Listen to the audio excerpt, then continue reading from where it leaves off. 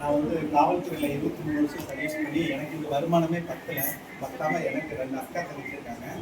அக்கா பிள்ளைங்களாம் படிக்கிறாங்க. என் ஃபேமிலி இருக்குது. அப்பா இறந்துட்டாரு. போலீஸில் சேர்ந்து 2 வருஷத்துக்கு முன்னாடியே பிரைவேட்டாக இறந்துட்டாரு.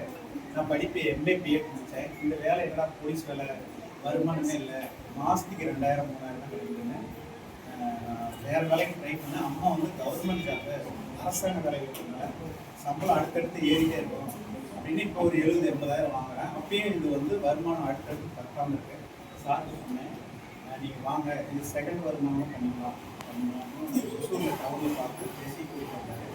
இது madam Manjula madam, Nagarathna madam, Sangeetha madam, இவங்க கேட்டோன்னே எனக்கு ரொம்ப அதிர்ச்சியாக இருக்குது. கண்டிப்பாக இதில் ஜாயின் பண்ணுவேன். நானும் ஜாயின் பண்ணுறேன். ஏன்னா அருள் எல்லாருக்கும் அவ்வளோ இல்லை, பொருள் எல்லாருக்கும் இவ்வளோ இல்லை.